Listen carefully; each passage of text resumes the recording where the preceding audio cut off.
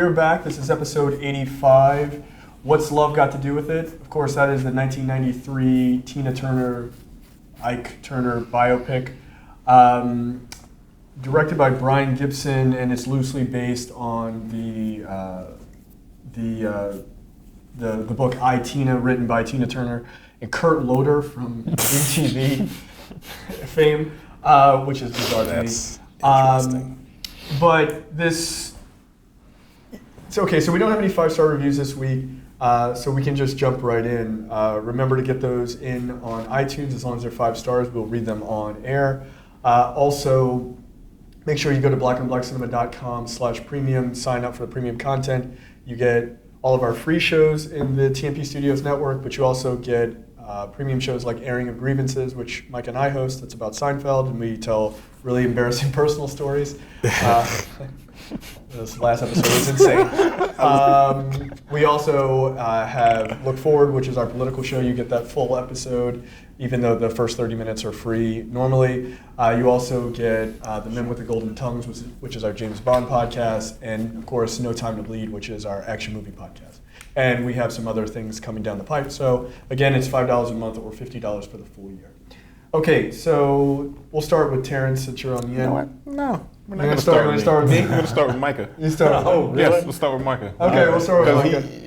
Because you've never seen it, right? No, I've never seen it either. I'm gonna, you know what? Then we'll start with you. We'll go this way. We'll go this way then. All right, my opinion? Yeah. You're going to be mad at me. Hey. I don't think it's a very good movie. As a movie, it felt like just bullet points to me. Okay. As for something that's telling a story, I don't think it was very well told. I don't think it was bad. I don't hate it. I'm not shitting on it.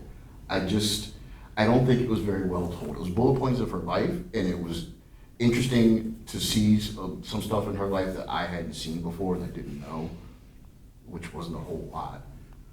But as a film itself, there wasn't really an arc so much as just a linear progression. Okay. It just didn't feel like a film to me. And I'd rather sit back and just watch a straight up documentary. Fair enough. What's your score? I don't feel like I'm not comfortable giving this type of a movie a score when I feel this way, because it does a really good job of showing things that happen to her and getting a lot of the emotional gravitas across, but I also don't think it was very well. I don't think it was good storytelling. So I don't know what kind of a score I would give it. Okay. I just don't think it's a good film, but I don't think it's a bad film. Would you recommend it to people? If you're a Tina Turner fan, sure. Okay. If you don't know who Tina Turner is, I don't see that you... If you don't know who Tina Turner is or care whatsoever, I don't think you really need to see it. I think that there are some heavy issues that it deals with in there, but I think that those issues can be explored and have been explored in better ways in other media. All right. That's fair. Micah, you also haven't seen this movie? Yeah, I hadn't seen this movie, and I liked the movie. I thought it was entertaining. Okay. Performances were strong. The problem is that it's hard for me to not see these actors. Like, I'm looking at the dad from Blackish, like the grandpa, Pops from Blackish. Not Morpheus. Beating on, not Morpheus, like it's Pops, right? He's grown out of that role. He's grown out of that role. He's Pops from Blackish, like being an asshole. And it really? just... Predators didn't sit with you? It's kind of, nope. And it's just kind of, I don't want to say silly, because it's such a serious topic. But I understand. I'll get to my point about this movie. Very, very strong performances from everyone, right? It is, I would recommend people watch it. It's, the music is really good. What's her music? Yeah, it's her music. And it's interesting. Okay. We're gonna get into You know it. what? I'll actually counter that. It's her music at the end. No, I'm pretty sure that's all Tina Turner singing through. It's Tina Turner, but they're not songs she wrote. Well, yeah, but there's songs she's famous for. Though. Yeah, but there's songs that she covered. Yeah. Well, yeah, some of them. But I would argue the Only those songs at the very, only What's Love Got to do with it was original. Throughout the rest of the movie, as each song came up, I was just looking at who did each one. None of them were hers. like "Fool in Love" is not. I don't think so. I'm pretty sure that's their song. Ike Turner song. Yeah, I'm pretty sure it is. But Okay. we'll get there. But that part is just minutia kind of thing. But I did not want to do this movie. And I'll talk about why later. And I was convinced to do this movie, and I said I didn't want to do this movie. But I've seen this movie. It's probably the third time I've seen it. I like this movie a lot. I think the performances are incredibly strong. I think Laurence Fishburne is a despicable character, and he is exactly who Ike Turner is. I find it just so freaking bizarre that he reminds me exactly of my father. Like it creeps me out the entire movie, except for the physical, like not the physical abuse thing, but like the way he talks and shit. That's my dad, like 100%, my biological father. He's a piece of shit too. Spoiler alert. But I thought Angela Bassett was incredibly strong. I mean, she was nominated for an Oscar for the movie. Mm-hmm. She didn't win, although I think she should have. I don't know. I guess my viewpoint of the film is, I would say it is a linear progression, but that's because life is a linear progression. Most people don't have arcs. And I understand. That's why I'm not. But she does have an arc too. She does actually. That's why I'm not trying to. I don't want to shit on the movie for that. That's the way life is, Right. and that's why a lot of biopics will embellish to give you that arc. Oh, they trust me. They embellished. Yeah, they? they did. Oh, yeah, I they don't. did. Because I There are don't know. whole swaths of characters who do not exist. Then I'm eager to learn. Yeah. But I still felt like it could have. I don't know. It didn't hit it for me. Right. Like I watched it. I wasn't bored or anything like that. Right. No, it's a pretty entertaining movie. Yeah. I was in it. I was in the movie the entire time. I was in it. It Right. just. I don't know. It just didn't strike me. And I mean, while Tina Turner's music is a part of me growing up, I was never a Tina Turner fan. Right. Well, So- yeah, I feel like that's like our parents' generation. Yeah. So, I mean, So it's like the 1960s. whole, it also it doesn't. There's so many Ike and Tina jokes these days, but after seeing this, I'm like, oh, those jokes are kind of gross. Yeah, I mean, again, I didn't want to do this movie, and I'll get into it later. But Micah, did you give it a score? I don't remember. Probably like a 3.5. Okay. Like, yeah, I would definitely recommend people watch it. Yeah, I'm gonna go with a 4 just because I think the performances are so strong, and I think it touches on the topic of domestic violence in a way that some movies like. We talk about subtlety in directing, and well, no, there is actually quite a bit of subtlety because as much as this movie deals with domestic violence, it is very long before you see it. Very long before you see it in this movie. Like, it's like an hour, or like 45 minutes to an hour in before he ever hits her, and he had been hitting her prior. I thought that was well done. That threw me off because I knew that of course I knew there was domestic violence in their relationship. I didn't know when it started. Right. Therefore, when the movie got to the domestic violence, and they were like, she was like, "You said you wouldn't do this." I'm like, "Oh, so this has been happening the whole time." Yeah. But it didn't really get into it, and it did. I did appreciate. I mean, as much as you can say appreciate. That, domestic violence in this movie was yeah, that it showed that the way she was, the way she exhibited the victim's mentality in domestic violence, where she was like, "No, it's not his fault.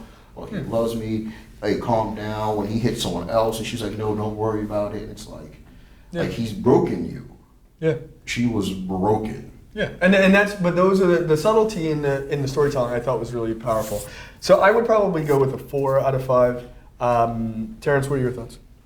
Yeah, I recommended that we finally do this movie, and we finally came around to doing it. When, as a child, well, not a child, when I saw this movie in maybe high school, like, look, That's when I saw it. Exactly. That's why I didn't want to this do is this exactly movie. why he didn't want to do it, because like we made fucking jokes about it constantly. Yep. It's not funny. Like going back to watching it the other day, I'm like, this shit isn't funny. No, it's horrible. Like it's not funny anymore. That studio So- scene? which is why I'm like, okay, I feel like we can do this movie now. Like we're gonna get our jokes out. We just are because we're assholes at times. Yeah. Exactly. I mean, look. I'll start it off, right? I didn't know that a bitch slap meant that you had to look like a bitch while you were slapping. Because when Ike is, like, he's like, like, really, dude? Like, All right, I'm gonna throw one out there too. no, you know what? Can I Hold. Let me finish first. Okay. Before you get your jokes in. God Sorry. damn. Trust me. There's gonna be plenty. But yeah, the performances are very strong. Both, I was about to call him Ike Turner. Laurence Fishburne. He's pretty convincing. He really is. Yeah, I'm Laurence gonna Fishburne agree and, with you on that. Angela He was Ike Bassett, Turner. they were really good, and like the ancillary characters were also very good. But it's a good movie. The linear progression, like you said, it is what it is. I'd give it like a 3.5 out of 5. It's actually really fucked up, and I kind of feel bad about laughing at the shit when I was a kid. You should. To be honest with you. No, I mean, no, you but that's one of the reasons I did not want to do this movie. And it's not because I don't like the movie. I think it's an enjoyable movie. All the stuff I said, but it is that part, and it's a selfish part of me. I'm just like, I don't want to go down this road again because I'm going to feel terrible about how I felt about this movie when I saw it at 13. well, Right, I mean, look, that's 20 years ago. I know. nobody's At gonna. this point, No, I know. No, I'm not saying that for the audience. I'm saying that for myself. I'm glad that you could feel terrible about something. That's good to know. Like, I mean, rarely. a couple of episodes ago, you were jokingly rooting for Michael Ealy, Seriously. right? But he His did. character, He threw right? an old nosy woman down a flight of stairs. That was funny. Also, But- he wasn't real. Like, if Yeah, you he start, wasn't a domestic if you abuser. start jokingly rooting for Laurence No, I Fishburne's can't. character, You can't. Then you need to. Well, also, he's not You need to real. feel ashamed. Lawrence Fishburne is playing a real person, a real life piece of shit. I'm just saying, like, no, don't joke about rooting for Yeah, the I'm villain not. in this movie. I can't. I can't even play the bad guy in a video game, let alone, like, I couldn't really root for this person I because of can't agree with you on the fact that you, like, Lawrence Fishburne was gone. To me, that dude was just an evil piece of shit. I didn't see Lawrence Fishburne at all. No, he completely dissolves into the character. oh, that I beg to differ. I saw each and every one of these I don't people. watch Blackish, so You should. I know I should, but I don't have that. But, like, of any role, I just did not see him in the role. I just saw Yeah. Ike Turner. Would you have Because- seen Charlie Murphy in the role? Because he auditioned for Ike Turner. Charlie Mo. Shit. I mean, if you gave Charlie Murphy the haircut, The bowl cut? yeah, and like the facial hair, that's not bad. That's pretty accurate. I mean, we also know someone who looks kind of like Ike Turner anyway. But And this would have been before we really knew Charlie Murphy as a comedian. So right, that's true. But Charlie Murphy is not a good actor, though. Well, we I would mean, have found that out. That's probably Yeah. why he Nah, did the role. if Charlie Murphy had done this role, I'd be like, no, we can't do this movie. Nah, because that shit would have been funny. I'm sorry. Don't laugh my ass off the entire movie. Okay, It's here's fucking my terrible, thing. but that's the That's truth. a terrible casting choice. That's a terrible casting choice. Here's what I found unbelievable about this movie: the fact that she kept getting hit, and she didn't tear into him with those big ass guns that she had on stage. well- because holy shit! Well, and the funny thing is, I mean, Tina Turner was fucking in really amazing shape. Like she that's wasn't. not. She didn't have. She kind of still is. She didn't have those diesel freaking guns. You might want to look up old pictures of I Tina. did. She has some. She was in shape. She wasn't like cut. Yeah. Like I mean, Angela Bassett was Angela Bassett shredded. She was shredded. looks like she will break your neck if she swings on you. But I think that goes along with like the whole arc of her character, which is as the movie goes on, she progressively becomes stronger, not just physically, but emotionally she becomes stronger. Yeah, they don't really start showing her arms until she starts to be. More emotionally strong. And look, I mean, again, Lee Daniels could take a long class in the subtlety of directing. Like there are things that they use as sort of like I said, they don't. It takes a long time before they get to the point where they actually show physical abuse. But there are literally an hour or two. right. But there is so much of this movie where scenes happen and you're just like, oh shit, it's gonna come right now. And like everyone else is in the like. the scenes, and not to jump ahead too much, but like scenes where she has to wear the wig, and he comes in and he seems pissed off, and everybody's like, oh shit, like brace for it, here it comes. And there's a couple times they keep building this tension, which I thought was a really smart way. Because as an audience, a part of the audience, you're just like, it's coming, is it coming? Oh no, he likes it, okay, we're cool. And then when it comes, it's so bad. It's like a horror movie mentality. Yeah. It's a build up to the jump scare, and then they hit you with the jump scare and you're just like you freak out. I like to think that if Lee Daniels in this movie, it was instead of Buddhism, she would have done weightlifting. Yeah, it would have literally been that, like a boxing class. She was like, and then I'm gonna in the background and shit. Yeah, like Right. Lee Daniels sucks. All right, so let's get to the movie. So the film opens in a church in Nutbush, Tennessee, which has about as country of a name as you can get. I mean, I thought it was made up. Like you gotta look that shit up on Google, like Nutbush. Someone discovered town and was like, this is what it's gonna be. Me, Brian Nutbush, I've decided to found this town. So it opens up in a church in a small town, and there's a choir singing, and little Tina Turner is there, and she's like 6 or something. Singing her ass off. Yeah, like going for it. I was like, take it easy. And so she's like kind of adding in her own like little flavor to like this little light of mine or something. I think that's what they're singing. She was churching it up is what she was doing. Oh yeah, she was. And so the choir director is like, look, you need to stop all that jazz singing nonsense in here. Show the Lord some respect, is what she says. The Lord don't like scatting, y'all. Yeah, exactly. Ain't gonna be no skibbity bebop dop stupid hop stupid boo, like none of that shit. It was just so funny. And so she stops her, and she's like, okay, I'll stop. And then the second they get back in, she breaks out like she's doing a solo, and she gets kicked out of the choir, and they take her out of the church. And I feel like one of the women started going along with her too. Oh, is that right? Like one of them, I think that like she started to infect the rest of the choir a little bit. She's like, I mean, she scooted her out the door. Like, look, she's still singing. Closed the door on her, still singing out, walking down the road. I like that scene because it showed like. Again, if this was like a Lee Daniels, so they'd be like, you sure are a rebel. Like they would say that instead of just showing her being a rebel, And so she has her, and it also ties into like the first clip that we have that's later, which is she has her own way of singing, which is counter to how everyone else sings, like traditionally in like the 1950s, basically. So then we see Anime, which is Tina Turner's real name. Which I didn't know. Really? You didn't know that? Nope, didn't know. So Anime is walking. Okay, I didn't know that was her real name. I also didn't know this movie was about Tina Turner when I started it. Really? I just we were just you guys decided movies we were going to do, and I'm like I'm not going to pay any attention to it. I'm just going to watch these movies fresh.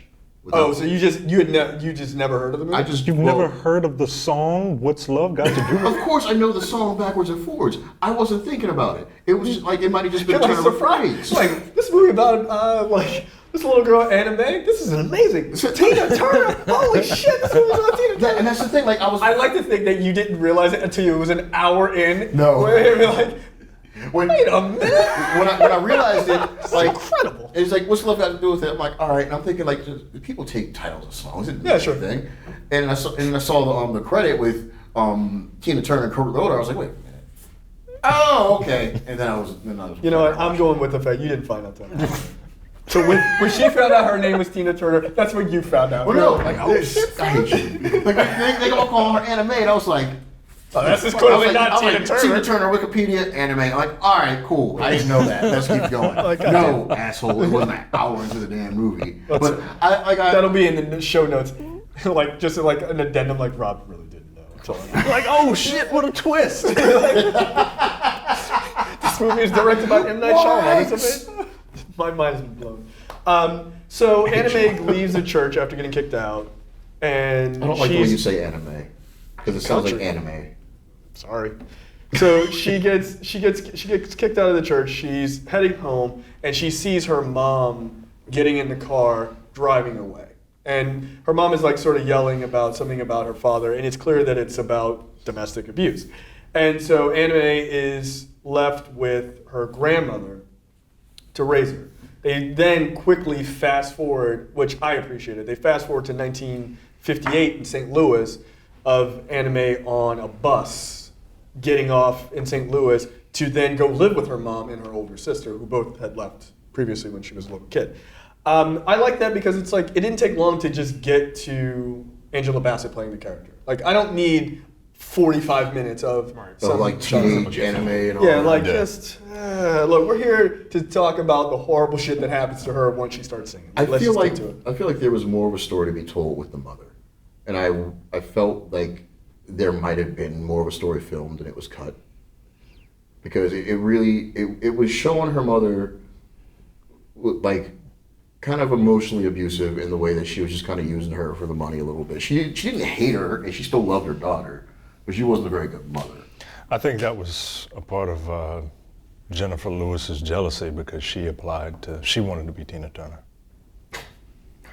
Are you serious? Yeah, she wanted to be Tina Turner. Goddamn. Jennifer Really? Lewis, who plays Tina's mother in the film, originally auditioned to play Tina Turner. She's too old. Lewis is 1 year older than Angela Bassett. What? Whoa! Really? Holy shit! I would never have guessed that. So That's yeah, funny. Jennifer Lewis, if you want it, Yeah. you can get it. No, she's still a good-looking woman. I got it. That's messed up. She's on And Blackish. she's like the grandmother of Yeah. Blackish. Yep. She's married to Laurence Fishburne. Ironically. Time to get my Are they all guilt the same on. age? Yeah, I think so, guess yeah. In real Look, life? I think all these people are around the same age. Which is hilarious. Like it's what's the movie that we did What with fucked up does that have to the feel? Diana Ross movie? Oh, Lady Sings the Blues. Yeah, Lady Sings the Blues. I'm like, Diana Ross, you are not a kid. Like you are They like did a pretty decent $37. They did a decent job, partly because she's It's a built clo- like a beanpole. Yeah, but and they also pounds. do they also like dress them like kids. Right. Yeah, which is what they did here. Which They is make what her they did like, here. like she just fell off a turnip truck, Yeah. like in a country So she town. wanted to play. She wanted to play I Tina can't Turner. see that. That wouldn't have worked. But that's- She's not- She wanted to she's play Tina Turner, Robin Givens, Pam Grier, Vanessa Williams, Janet Everybody Jackson, wanted Pam Grier. in Halle 93. Berry, and Whitney Houston all wanted to play Tina Turner. 93 Pam Grier? Nah. Whitney Houston? Whitney Houston? Mm. No. No, I don't see it. Like, I mean, she not could to- have sung Not to be a songs. dick, but she's a little too heavy to play. Now you're just being a dick. Jennifer Lewis is. Why- Yeah, why she you- is. To play. Why you being a dick? Goddamn. I mean, she Yeah, is. Doesn't. That's just that's so weird to think that she was. She's a year. Wow. But They do Like, she not. might have the voice, but not the. Yeah, she does have the Body. voice. No, she doesn't. I mean, look, Angela Bassett arguably is in the best shape she's ever been in her entire life in this movie. I mean, she looks yeah, amazing. I know she was. She's in fucking incredible shape. The scene where she comes home as a kid to see her mother leave him, I emphasize with, except that my mother didn't leave me. I came home when I was 8 years old. I remember walking in that front door and seeing my mother and my sister packing a VCR, and that was the day we got the fuck out the house. Yeah, been there. And I don't remember anything else except on that day, except for sitting in this apartment, this little tiny little two-seater thing that became my bed, and just sitting there crying on my mother's lap.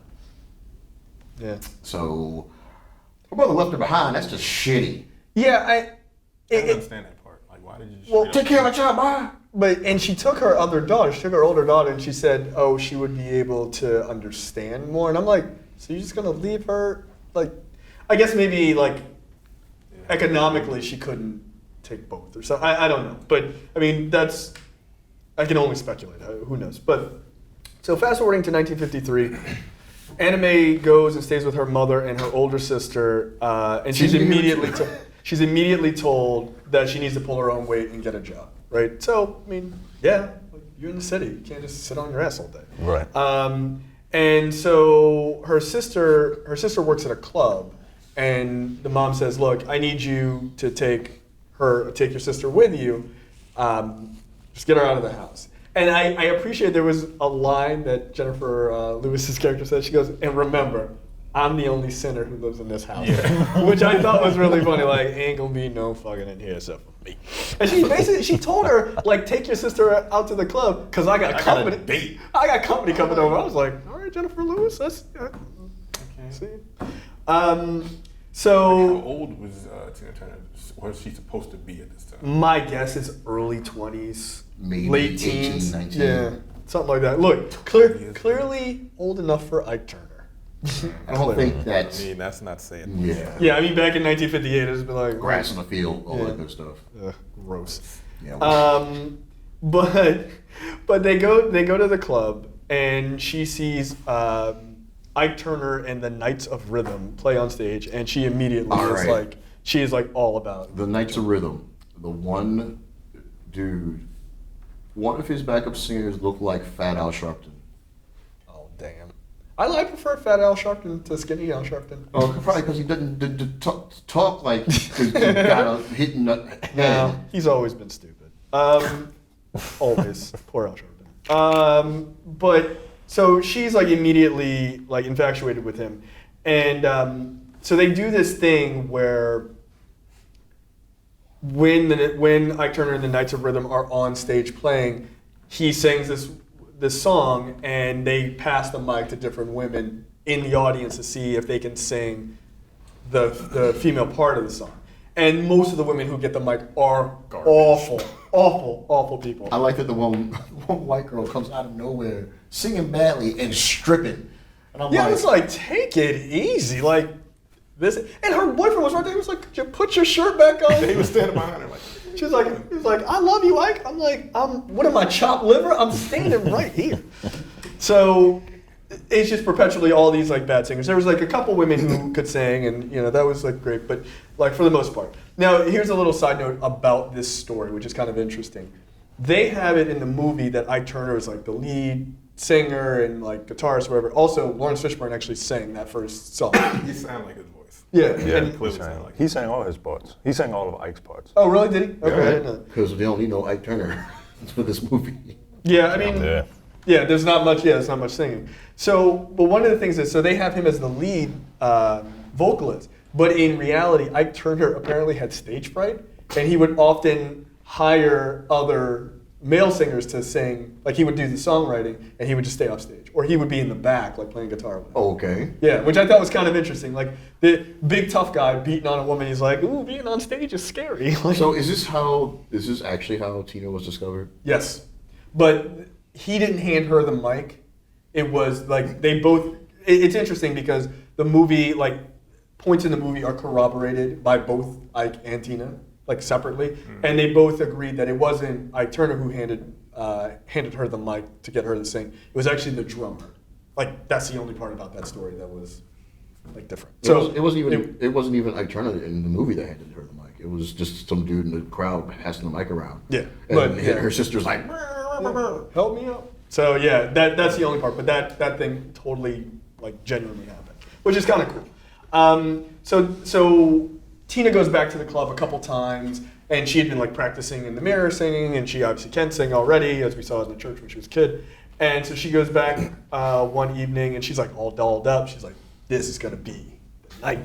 I'm gonna burn it up." And she goes up there, and she eventually gets the mic, and she gets up there, and she doesn't just like belt out a little bit, and it was like, "Wow, that was impressive." She basically is like, step aside everybody else. It just fully takes over the stage. She performed. Yeah, she was awesome. And so immediately Ike Turner is like, I like this. I like whatever's going on I here. like her sister's face, just like, oh. Yeah, like it's not just singing in the bathroom bullshit. Like this chick can really sing. And so, it was funny because when she walks into the club, there's this guy who sort of was like trying to talk to her the very first time she walked in. And he's like, when she came in with a nice outfit, he goes, "Oh, I want to take you out to dinner after we get done tonight here." And she was like, "Oh, okay." And after she performed and sang and everything else, he goes to take her out to dinner, and Ike is like, "Why don't you just That was funny. just step out of the way? You ain't ready for this." And so Ike takes her out to dinner, and they have an interesting scene between the two of them where Ike starts to gush over how good of a singer Tina is. So we have that clip. Anime, girl, you shocked the hell out of me. Where a little woman like you get such a big voice? You had them folks talk down in there like, let me put it to you this way. See, it's like you sang like a man. I mean, you all woman. You all woman. Any man can see that, but girl, it's like you got your own particular way of getting a song at you. It's unique. You got your own unique sound. See, that's what sells records. Whew. You got a flair. Oh, yeah, you definitely got a flair now.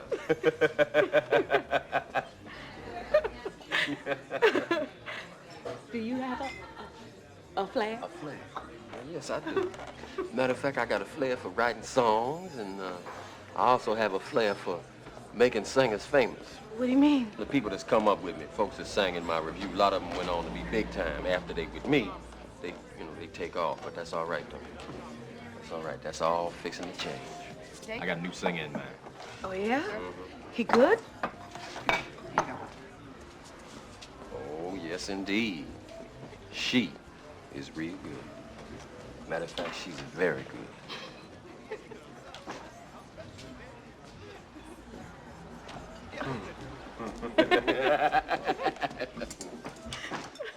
So yeah, so he starts flat, obviously you can see from the clip, pretty like flowery language and stuff like this. Look, I don't trust this guy. I don't. This guy is my He's a dad. fast talker. He is, and I hate it, dude. It drives me crazy. I'm like, stop listening to this guy's bullshit. This guy is a liar. So yeah, he gives her all these flowery compliments. Now, the reason why it works on her is because she fell off a turnip truck in Nutbush, Tennessee. She's a rube. Yeah, she is. She's a rube, and she's just like, oh, thanks. You think I sure is pretty, like kind of thing, and that just works on her, and he knows that too. Yeah. Like that's the thing about his character that is so insidious, is you can almost see the wheels turning in his head, like, yeah, if I say this, then this will work, and you're just like, you piece of shit. I'm glad you met me when you met me. I used to be a big, fast talker with everyone I knew, and I didn't realize I was doing it.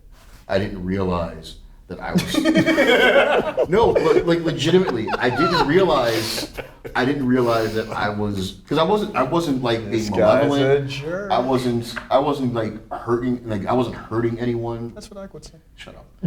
And then this one girl I was with was talking to me. She was like, she didn't say it in a mean-spirited way, but she was talking about how I'm manipulative. And I was like, what? I believe that. And I totally believe it. And she, I didn't know what the fuck your real name was until 85 episodes ago. that's a whole different thing. But that's hilarious. She's like, she started telling me like how I would do this, that, and the other. And she didn't like dislike me or anything, because we were kind of, but and I started like looking at my own behavior, and I stopped. I used to get my way with everything. I don't anymore because I don't like being like that. I don't want to be that manipulative asshole. I didn't realize what I was doing, and then once it was pointed out to me, I stopped. Right. Yeah, no one's ever pointed out to Let me tell you something. I used that shit to make money when I was waiting tables. Yeah, I mean, look, everybody has, well, I shouldn't say everybody, but there are plenty of people who are manipulative, but I think it takes a different level of a person to be manipulative in the way that Ike is. So he just said that he has that in him. Do you guys have that in you? Yes, I absolutely. I was about to call your ass. I was ready to call your ass out. Yeah, are you kidding? Why would I ever give you the opening? Come on.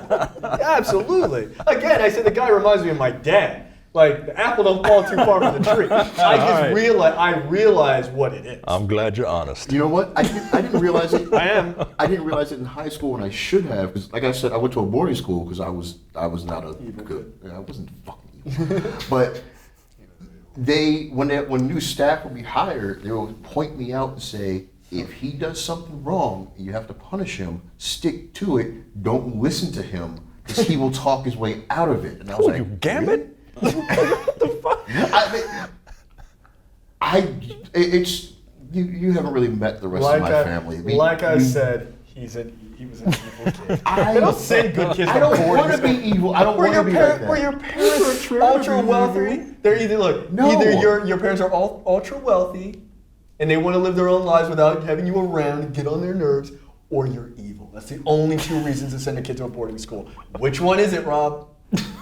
gonna go evil. Yeah, you gotta go evil. Because I know you ain't come from like loads of money. So stop lying. You're evil, son. Yeah, do I have that in me? Yeah, you do. Don't even start that. You line. could if you wanted to. I probably. Yeah. All right. I Let's just move on. And I know Micah could if trying you to wanted think. to. Micah Him? Yes. Absolutely. Get out of here. if Why are he we wanted having that to. He doesn't have it, and I've watched it in person.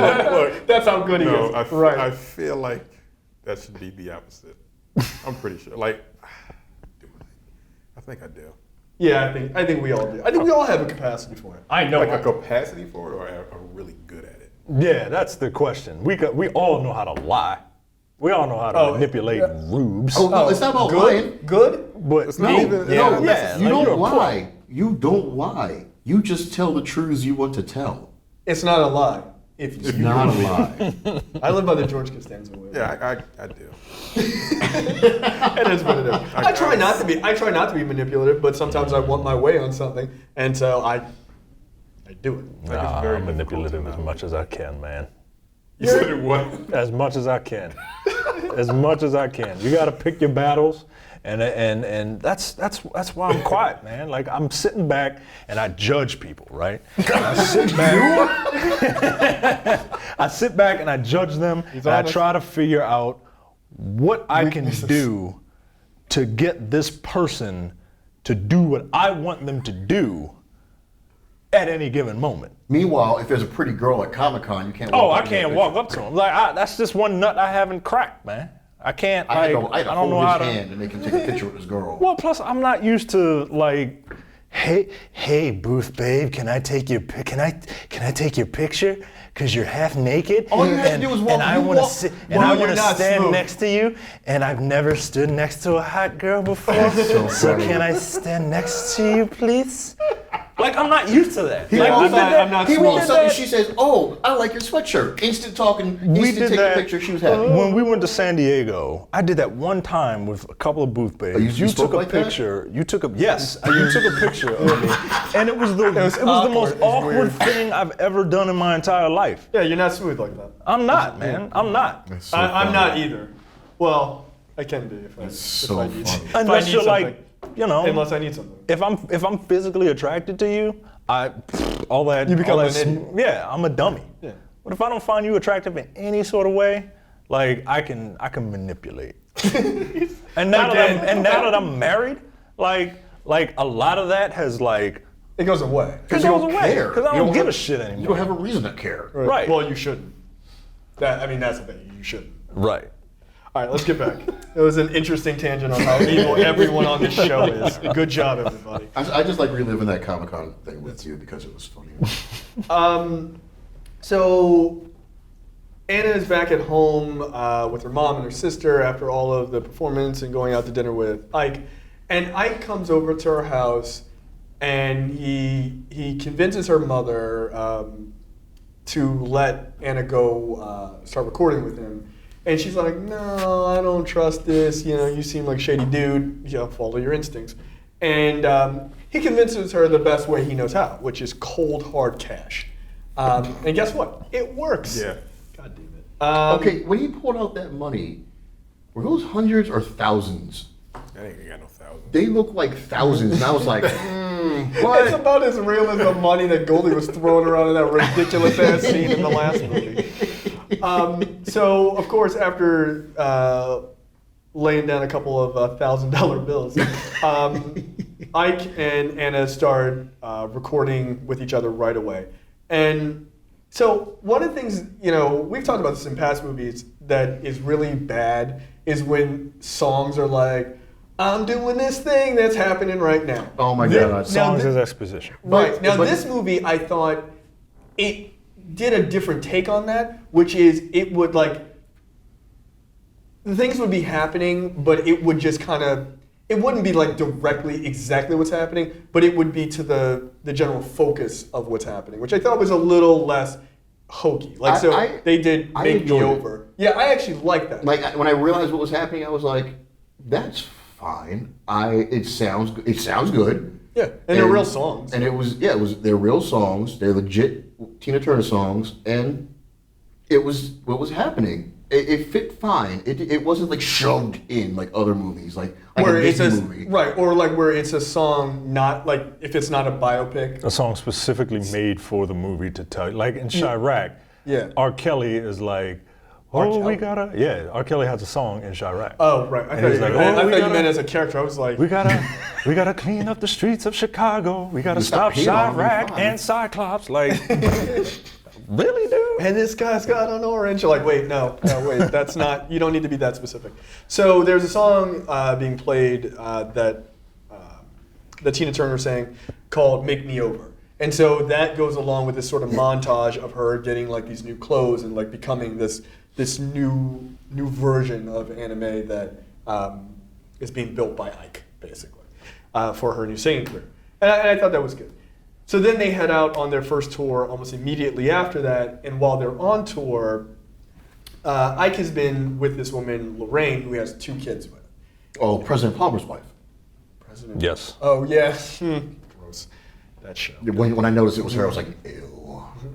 So they're on tour and they're at home one night, and Lorraine thinks that there's something going on between Ike and Anna, and so she threatens her with a gun, and she just like wakes up and she's like pointing it at her or what have you, and then she just goes, well, you're not even, and she's like high or drunk or something, like she's just whacked, and she's like, you're not even worth the bullet, and she just walks out of the room and walks to another room, and then you just hear a gunshot, which I thought that she killed herself. But apparently she just shot herself in the shoulder? Something like she tried to shoot herself and screwed up and didn't even get like whole asshole mouth like in Preacher. But was there a kid in the room when she did it? Because there was instant crying. No, they just heard it and then a kid ran into the room. Well, a kid ran into the room, but was there another kid in that room? I don't think so. I think they just heard They the had loud 2 shooting. kids. Yeah. And it was Ike Jr. that came running up. Yeah. Because he tried to shoot him off. I don't think, maybe there was, I don't know. There was a baby crying. Yeah. So But it was it's a kind of a horrendous scene because you think that she's dead. Yeah, because I totally forgot about that. I was like, oh shit, she's dead. And so like everyone's running into the room, and you only get to see it from the perspective of looking. You're looking down the hall at the and the door is open. So all you see are people going in. You can't see whatever mayhem is going on in the room, and so it's just people She's screaming. not dead? No, she didn't die. she came back later and said, "Take these kids by." Yeah, because And it was yeah. I guess that happened. I guess she did shoot herself in reality. It was just they certainly made you feel like she had. I'm gonna say that she wasn't high or drunk.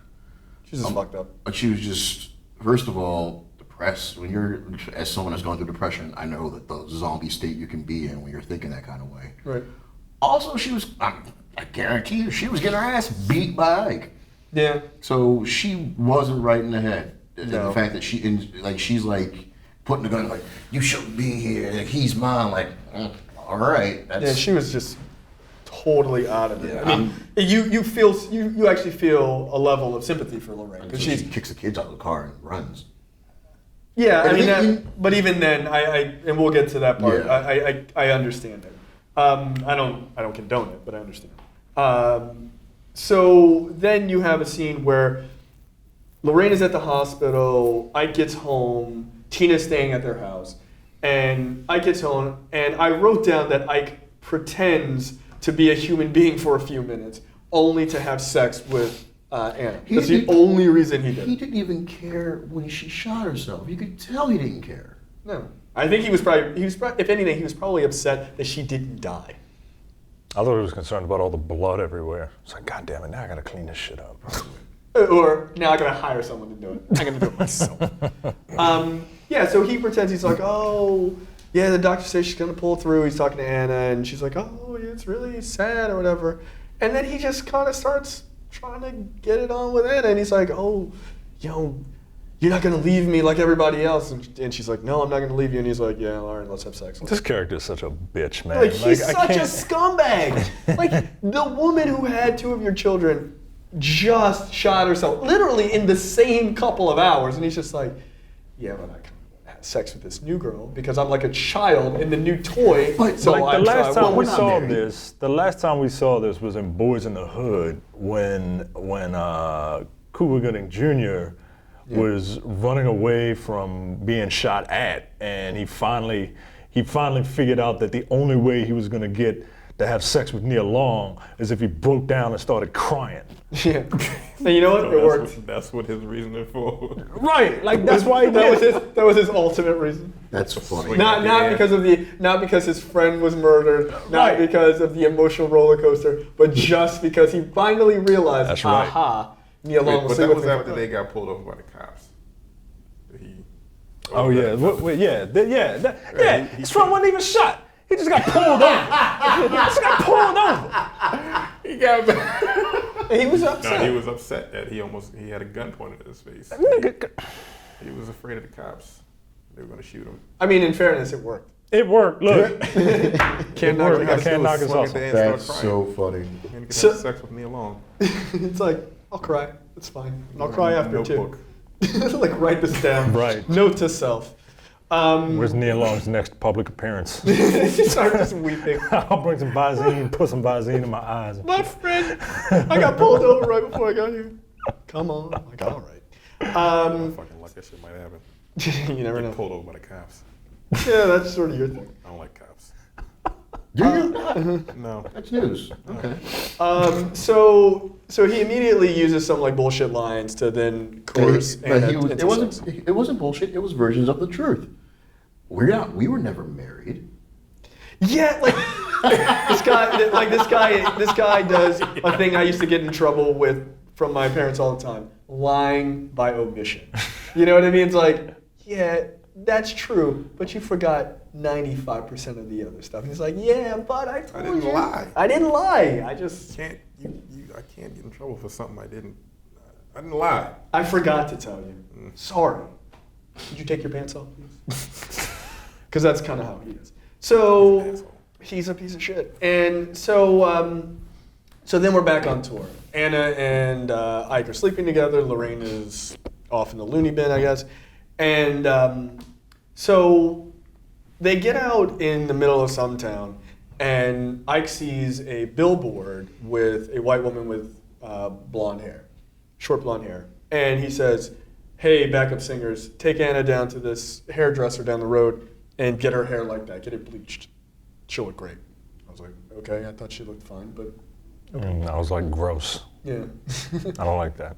What? Blonde hair on black women. Yeah, I don't. Not a fan Sorry. of it. Agreed. Not a fan of it. We should do Baps, because No, we shouldn't. No, Because we Holly shouldn't. Berry has blonde hair that whole time. Because I won't be able to look at the cover of the movie. So. Oh, I'll be out of town that time. I don't want to do that movie. I saw that movie in the theaters. You know, Why? don't. I, A woman. No, Don't- there's no. Yep. Wait,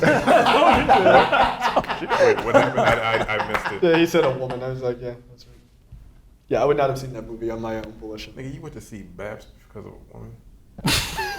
like, he's still judging you. Like, no, yo, No, I'm no. sorry. In fairness, that woman was my mother. Oh, well. What can I do? Was it like a birthday gift? I was young. She was like, I want to see this movie, and I'm like, I don't have a car, so So what can I do? I gotta go. you couldn't like stay home? I was like, I like movies, and then it turns out I did not like this movie. Look, sometimes, I'm just trying to figure out. Look, sometimes you regret things in hindsight, and sometimes you have clairvoyance, and you know As immediately. soon as the credits start rolling. Like, I oh, knew Jesus. when the credits started rolling. I was like, I can't get It's like, away. Can we- get to another movie? Can we back up to you telling the portion of the truth that you want us to hear? Was it a woman? Yes. Yeah, it was my mother. That's lying by omission. That's what I would have let off with. I wouldn't have asked you anything. Yeah, it's anything like, else. look, she's a woman. She wanted to see that terrible ass movie. Did And you we like did. it? No, I don't think so. I think she thought it was really stupid. Okay. So my mom's not an idiot. So they take Anna down to get her hair bleached, as people would want to do in the 1960s. And if you don't know this, if you leave bleach in hair too long, it will fall out because it is a corrosive material or liquid. And so the girl who's doing, and she was like young, like 13, doing Anna's hair, left it in too long, and her hair just starts falling out in clumps. Let me tell you something God. about that. That's gross. I I would freak out. As a weirdo who used to dye his hair, because I went through that phase in my life, Bad kid. Told you. Okay. I've seen that picture. It's hilarious. You didn't see the picture of the Spider-Man hair. I don't have a picture of that. I'm gonna need to get a copy of that. Go ahead. Black people's hair is thick and takes longer to fall out.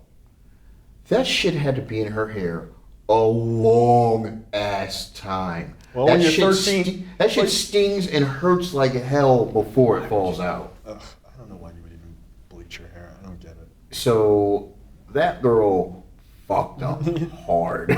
Well, and it was funny because the one woman was like, "You know, you deserve a whooping for that." Yeah.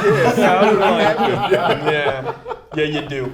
So Anna's hair falls out, and so they decide to get her a long, very obvious wig. And so the other backup singers also get wigs in kind of like camaraderie, I guess, and to look similar when they perform. They go out and they perform. I forget the song they do, but they like crush it. Like they do such a good job. And at backstage, and this is that subtlety we're talking about, backstage, Ike comes in and he just rips one of the wigs off the women. And he was like, "Why didn't anybody tell me you guys were gonna do this?" And it was kind of one of those ones like, okay, here it is. Like this is where he's gonna like start hitting people. And he goes, "I love it. Like we're gonna incorporate this into the act." And that was like that moment where you're just like, this guy is terrifying. And everyone else around him knows how terrifying he is. But it's like, oh, we liked it? Oh, thank God. Yeah, really. We made it another day, right? And so they move on from there, which was well done. So then, and this is one of those moments where I was like, wow, Ike Turner sounds like my dad. Like, he goes up to Anna and he goes, "Hey, get a little thick, get a little heavy." And I'm like, what kind of shit is that to say to somebody? Like, I mean, why don't you compare it to an elephant like in fucking that last movie? And he's like, "Yeah, but I like it thick." And then like immediately smash cut, she's giving birth because she clearly was pregnant. And like a couple moments before that, all the women were like, "Yeah, we're scared to eat around you. Your appetite is picked up." Like, so they were sort of like, "Oh, maybe you're pregnant." And it turns out she was pregnant. So then in the hospital, This scene. this made me very angry. Like, Anna looks like she looks terrible. Like she just looks like she's a little peaked. Yeah, she looks like she's been beaten with a baseball bat that has hot sauce written on it. And I guess that comes later. But You did. I did. That'll be my one and only one. I don't believe you. Yeah, that's probably not true. So she's in the hospital and she looks terrible. And she asked the doctor, like, "Hey," they asked the doctor, like, "Oh," Ike's like, "Oh, what's wrong with her," or what have you. And the doctor says she's anemic. She's severely anemic, which means she doesn't have a lot of iron in her body. And which is a thing that happens to some people after they give birth. He says he wants her to stay in the hospital for 2 to 3 weeks. And Ike, the ever-concerned boyfriend, is like, "Yeah, but I got these tour dates." And he starts just running down the list like, "You guys are fucking with my money." Like, yeah, she just had your kid. Maybe take a couple days off. I don't know. And so he then rescues her and their newborn child from the hospital like later that night by just getting his friends to come in and carry her out and carry the baby out. And she's just delirious.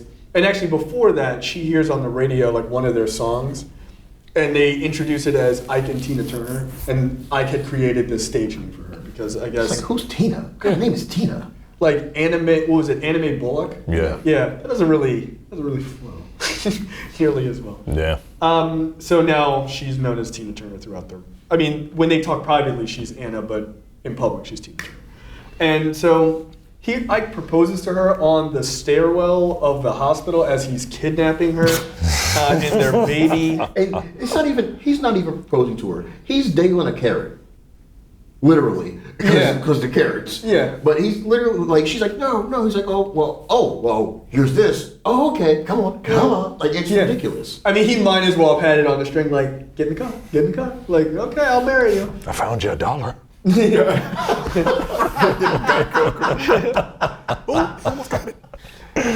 So he goes, "Hey, look, I'll we'll get married. Let's go to Mexico.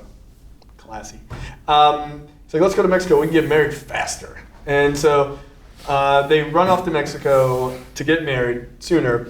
And like, the Mexico scene is funny because they get married, they come out of the chapel, Ike gets in the limo, and they just start driving off, and she's like running behind the limo, and she gets super pissed, and he's just like, ha ha ha ha, I'm treating her like shit, even though I just married her 3 minutes ago. That scene confused me because I know he's a piece of shit garbage, but like she gets in, and then eventually she starts giggling or whatever because they were just joking around with her, and it's like, okay, I can see a normal couple messing with each other like that, but this isn't a normal couple. Right. So this scene is really weird. Well, I have known people who have been in abusive relationships, not physical like this, thankfully, but just emotionally abusive relationships.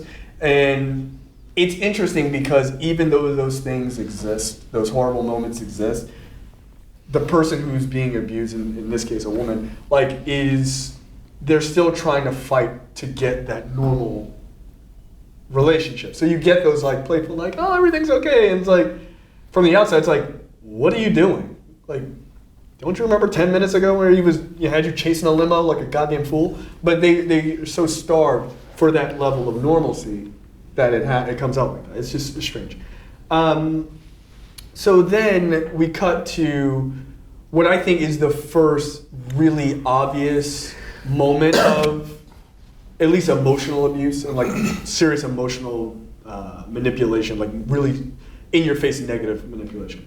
And we fast forward to 1960 in New York City. Ike and Tina are gonna play the Apollo, and Tina's like, I'm really tired, just had this kid, we're touring, we're not slowing down at all, I would just like to take a break. And I mean, in fairness to Ike, like, you are backstage at the Apollo, like, really? Can we talk about this tomorrow? But she was just like, I'm done right now. And so then he sort of has this really shitty reaction. So we have that clip. I got too much riding on this, all right? Now, come on. All right. I'm really exhausted. I mean, it's all happening too fast, The baby and the road and the whole thing. I just need a rest. All right, now, but look now, you got to understand that we don't get out on that stage tonight, we don't get paid. Yeah? And we don't get paid, we don't eat. What about me? What about the band? Well, you talking about the baby and the road and it's all happening too fast. Damn, you got more excuses than a nigga going to jail. You got too many excuses, woman. And this here is about business right here. That marquee out there say Ike and Tina Turner. And the people out there waiting on me, and you laying up here talking about you tired. Now, what you want to do? You want to take care of business, or you looking for a way out? So you want to leave me like all them other suckers I done made famous? That's not what I meant. Well, what you talking about then, eh? Now, we here. We at the place I've been trying to get to my whole life. We got the right song at the right place at the right time. Now, I need you to get out on that stage right now. I'm sorry, Ike. Yeah, you sorry. That's the sorriest motherfucker I ever seen. Damn. I'm supposed to do a show tonight, and you done fucked up my head for that. It's supposed to be the greatest night of my career, and you done fucked that up? Yeah, you a sorry motherfucker, all right. So, what did you guys think of that scene? He's a piece of shit, and I'm still curious as to who he made famous because he keeps bringing it up. Ain't nobody said nobody. A bunch of some people who made it slightly better than him for like 9 minutes. What did you think, Terrence? It's a good scene. Like, you really start hating that nigga. Yeah. Like, after that scene, oh, sorry, motherfucker. I'm like, God damn, dog. What you concerned about? The baby? Fuck that damn baby. Like, what the fuck, man? Like, come on, dog. That's fucked up. That line, I had to laugh. That line, have more excuses than a nigga going to jail. That shit, That's just funny. It's just a funny line. That's hilarious. But nah, he's a fucking terrible person, dude. Like, I'd have punched him in the face. Not yet. We'd have been brawling. Yeah, I can't. But Lawrence I'm a guy, Fishburne. so. Lawrence Fishburne turned down this role 5 times. Really? Yeah, he heard that Angela Bassett got the role for Tina Turner, and apparently he was like, Angela Bassett, that woman I did Boy in the Hood with? Oh, she was fine. All right, I'll do the movie. Yeah. But yeah, he turned down the role 5 Wasn't that times. came out 91 or 92? I Like a year later? Yeah, like I 91, think so. yeah, something like that. Oh. That's really funny. But yeah, he turned on the roll 5 Like, I have and then, no interest in playing it with the following women. Like, oh, it's gonna be Angela Bassett. Yeah, let's do it. Roll tape. You know, that's just hilarious. But yeah, and this is like I said, this is the first time you get to see him like being like really emotionally abusive. Like, you gonna leave me like everybody else? Like, Who I else said is I'm that? tired. Like, very, come. and very like he's not even smooth with like it's very obvious like first grade manipulation. You know what I mean? Yeah, it really is. Oh, you're gonna leave me just like everyone else? You're gonna treat me just like everybody else treated me poorly? Well, fuck you then. Like, oh, I'm sorry, and it's the worst kind of manipulation because you're manipulating someone that loves you. Yeah. I mean, look. Which arguably is the most effective type of thing. Right. It's the easiest. easiest. Right. Like, you ain't know. Because they're willing to put up with it because they fucking love you. Right, like, bruh, like real pimps get planetariums and manipulate their women that way. Like, I don't understand what your problem is, Ike. I don't know, man. So I will say this. I thought the next scene was very powerful, which is Tina decides to go on stage anyway and perform. And he fucking kills it. Yeah, she kills it. But she, like, the scene where she's just standing there as they're getting ready to do the song, and she's standing in front of the rest of the band, and he walks up and he kisses her, kisses her on the cheek, because she just wasn't starting. Like, she was just standing there. He kisses her on the cheek. The second he kisses her, she immediately starts crying. And then and if you notice the song that's playing, Fool in Love, it's all about being treated like garbage by this person that you're in love with. Yeah. And she sings the shit out of the song.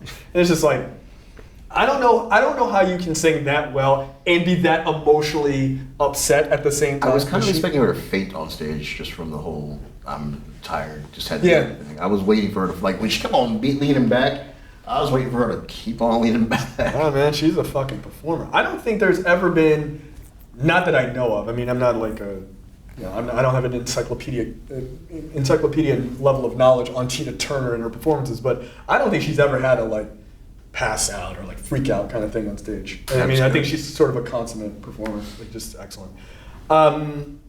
But yeah, so she sings "Fool in Love," which is one of their larger songs, while crying, which was kind of amazing. And again, like, Angela Bassett is so good in that moment. Like, she's just so... She's good. She disappears. You know what else about Angela Bassett? She, I think we mentioned this earlier, that she is, Tina Turner actually sings all of the singing parts in the movie. Tell. You couldn't tell. Yeah. And No, she that's was the good. thing, like, when real singers sing, like, they got that ugly face when they sing. Like, and you see, They're just straining. And Angela Bassett was able to do that. She was able to strain the muscles in her neck She's to probably actually make singing, and they just dubbed it over. That probably, could be. yeah, that could probably. be. Actually. But yeah, I mean, she working, had man. that. It's one of the best lip sync performances I've ever seen. Yeah, Yes, I would agree it with made me question it. I mean, even though I knew, still made me question it. I was really like, good. damn, she sounds just like Tina Turner. Right, I'm thinking like, Like, really good. Rob at this point Rob just found out this movie is about Tina Turner. You think like this singing is incredible. You guys are both like just blown away. That's awesome. Glad we went with it. So Fool in Love, like I said, that like skyrocketed their career. Like it just took off after that because that was their first big hit. And so they're at home, everybody's like hanging out, everybody's there chilling, and all of a sudden Lorraine from earlier pops up, and she's like, "Oh, I see you're playing daddy to this new kid. Well, here's your other two sons, take them." And she just fucking leaves these two boys, and she just bounces. Now, why? I mean, it's significant for many reasons, because Ike, in that moment, is complaining about what am I gonna do with these kids, and not like, how are you, not the argument of like, you're abandoning your children, like, but what am I gonna do? Because he's a selfish asshole. Two He parts just about is. that. One is that it took me until later in the movie for me to realize she actually abandoned the kids. I thought it was just like, here, it's your turn. No. She was just, she never showed up again. Also, that was her arc. He's like, what am I going to do with these kids? And paid no attention to them, stepped over them, and kept on walking anyway. He wasn't doing shit with the kids. They weren't. And Tina takes them on immediately. which goes to the whole premise of the reason why she stays is because she was abandoned as a kid and she refuses to abandon other people, which is the real crux of her story. She takes those kids on as her own, as shown later in the movie. Like those are her kids. From that point on, I mean, they even refer to it as like, that's your mom, like just from that point on, which is, I would say is pretty profound. So then they cut to another scene. Tina is like, they're like doing like home videos and things like that. Tina's pregnant again, which I'm like, stop having kids with this piece of shit guy. And Ike is openly using cocaine, just like, who cares? And this is the scene where we see the first bit of physical abuse, which is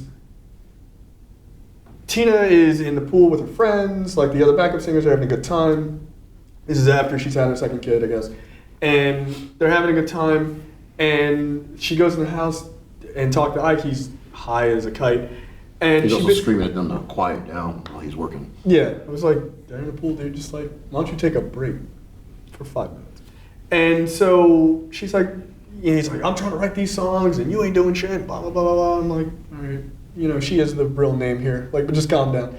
And so she's like, well, the songs all sort of sound similar. And then you just watch that look that comes over his face, and he's like, oh, hell no. And he just hauls up and hits her, and then... Oh, no, it's not he smacks her over the couch, which was crazy. She got injured doing that. He walks up... Really? Yeah, she got a hairline fracture in her hand because that is her falling over the couch, and she put her hands down to brace herself, and she... right, that wasn't a stunt double. That is unfortunate. He has one of those fucking shitbags would say a real nigga moment, because he's like, what? Yeah. What? Would you? Yeah, he's like, come a little What'd you closer say? or whatever. And What'd you say? I will never be that mad to hit a woman. Like, I just can't, I can't imagine. Not even imagine. just the first hit. I don't, like, the words almost, I was like, I could almost understand the first, no. Like, but... Really? Yeah, really. But okay, like he's... Just put a disclaimer. The views and opinions from Rob do not So first he's like, okay, this moment of rage. Well, he's also high, too. Well, even so, he's like he does that, and it's like, oh, God, you're a piece of shit. And then he goes up on her, and he's like, just hitting her in the face, and just like, God damn, you piece! Like, and he's like winding up each one. And I mean, he's hitting her like two guys fight. He's hitting her like he's waiting for an opening each time he hits her, and then goes for it. And it's like, wow, you are the biggest piece of shit. Yeah, he's a psychopath. Like, he literally, I mean, and this is not to justify anything because it's not, but like, he's also a raging drug addict. Like, he is. I mean, he's not even cool about his cocaine. It's like still on his mustache. Like, this guy is a mess. She drags him away from him working the one night, and he's like as he slightly wakes up, he's like, as she's dragging him across the floor. No, he's an absolute mess. So he hits her, knocks her over the couch. He then holds her down and punches her, which is horrible. But again, they were smart about it. They didn't have to show that. Like, they just show him in his position above her, which I thought was better. Like we get it. It's horrible abuse. Then he drags her into the bedroom. There's screaming kids. She's bleeding profusely out of her face. He's dragging her past the kids. Doesn't care at all. Yeah, the smallest kid. Like, what did they do to that child? Well, because he looked like he was legitimately horrified at something. That kid was horrified. The other kid was hiding his face with a car. Yeah. Yeah, you have to wonder, like, from an acting perspective. What the fuck happened with that Your little mom's child? never coming home. Roll film, like, oh. Fucked up. Well, But yeah, he looked but like he think was about it. legitimately like crying. He probably was scared of the fact that she was just dragged screaming past him. Yeah, like, that's in probably reality. it. Yeah, that's actually probably it. And some asshole real filmmaker reaction. was like, yo, did you get that on film? This is great. Because that was one of the things that stood out for me. I saw that little kid. I'm like, that's fucking horrifying. Like, he looks like he is literally watching his mother get the shit kicked out of him. Also, is he really an asshole filmmaker? And he's like, did you make sure you get that on film? Because that kid, like, if I was him, I was like, Zoom in on that kid. Zoom in on that kid. I don't know. Whenever I see something like that, I think Nightcrawler. You know what I mean? The Jake Gyllenhaal movie. I haven't seen it yet.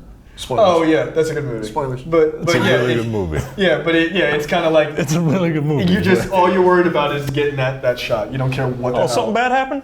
Did you get it? I was gonna put the shit on the news tonight. Like, oh, don't do I that. know you're about to die, but did you get the right footage? So after being beaten horribly, Tina's friend, who's in the pool, Jackie, who's one of the backup singers, comes in and she starts talking to Tina about the incident. She's like, "Oh my God, are you okay?"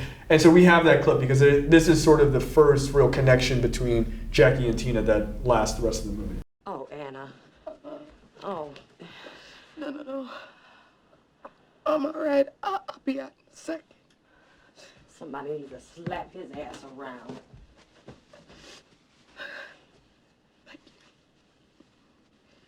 He just got a lot of worries right now, but I know he's sorry. Is he sorry for all the other times, too? He's a pig. Don't do that, Jackie. Don't do that. Can't nobody understand that you got a lot of pressure right now. Money, music ain't right. This, that, and the other thing of what I do. I insult him when I know he tried. No, Anna. Look, this has got to stop. You can't keep hiding black eyes from us, pretending like nothing's happening. We know. I know what I gotta do. I'm gonna help get him back on track. And then things between me and him gonna get better. Okay, so that, again, like I said, that is their first real connection that you see on screen between those two characters, which I thought was important. Don't want to like this movie because I fucking hate that dude. Like it really. Yeah, but that's a part of the movie. Hating him is a part of it. I but got that, but it just like it. He sneaks back in later and gives her this he's gift. garbage. Like he's a terrible person. But that's what I think makes the movie so good is that he is a clear villain. I mean, you don't need a clear villain and a clear good guy to make a good movie, but he is a clear villain, but he even has a level of depth to him. You know, and that, right? like I'm not, like I keep saying, I don't dislike the movie. I don't think it's a bad movie at all. But I think, I feel bad and shitty when I don't have the car back in time for my fiance to go to a party that she wants to get to early. Mm-hmm. I feel like shit about that, and I gotta go out and like buy some flowers or some nonsense to make myself feel better about. You hear that? He said it was nonsense because he doesn't. Go ahead. I'm sorry. I hate all of it. It's all on video. I'll just send her the link. Anyway, I'll let her figure it out. she'll watch it anyway. But like I feel bad about shit like that, and this motherfucker beats the dog shit out of his woman, and it's like, oh, here's a present. I feel bad. I'm like, fuck I you. mean, that's the thing. That's He's a so sociopath. and that's so hyper realistic of what someone like that would do. You know? Right. It's 100% accurate because that's all he can think to do. Because I mean, again, this is not to justify his behavior. He probably got the shit kicked out of him when he was a kid. Yeah. And that's where that cycle comes from. And he deserved it retroactively. That is also fair. And you know what? I'm fine with that. But that's where, I mean, abuse generally doesn't come from, I mean, I guess the first person who was abused was like, aha, this is okay. But, Og the caveman. I'll call this abuse. Yeah, but everything else in modern society, it's a cycle. And he was probably treated like absolute garbage as a kid and told he was nothing and beaten. And again, that's not to justify his actions. His actions are his actions and he has to own them. But yeah, that's one. And that's what makes him an interesting character because it's like, here's this guy who talks about how much he loves this woman, has kids with this woman, I'm gonna take you on tour, I'm gonna give you my name, I'm gonna make you this superstar, I'm gonna do all of these things. But at the end of the day, this guy can't stop taking drugs and being an abusive nightmare of a human But being. he also can't And deal with the fact I find that fascinating. he can't deal with the fact that he's not the top. Yes, that's also a part, because he's a child. Yeah, he's so a child. so fucking jealous. Yeah, I mean, look, jealousy is human nature, I think, but the level of jealousy that it takes to then be willing to hurt somebody, physically hurt somebody, is a different story. I mean, even emotionally be abusive to someone who you say that you profess, oh, that's great love for, and all this other stuff. So yeah, Well, which abuse is worse, the physical or the mental? I would think the mental abuse is Well, the worse. physical is also mental. yeah, like I feel like if you're physically abusive, you're getting both. I don't think that we should categorize. Yeah, it's not the whatever. oppression Olympics. No, I'm not saying, I'm not trying to, I'm just saying. At least you didn't as get far hit. as- I know what you're saying, Right, but as I'm, far as you the know, abuse, it's- 'cause it's- he's doing both, but like. I like think some the dummy mental out there abuse- is going to be like, well, this is worse. No, this is worse. Like, they're pretty. They're both awful. Like they're both up. terrible. Well, I'm but saying, like, I I'm wouldn't saying- want someone to prefer having mental I don't want to be abuse. abused. How about Yeah, I that? don't want to be Physical, abused. physical abuse is still mental abuse in and of itself. The only way it's not mental abuse is if you get hit and it's like, hit you back, peace, I'm out. If you get hit and you're You still in stay. that relationship, it's still mental anyway. Yeah.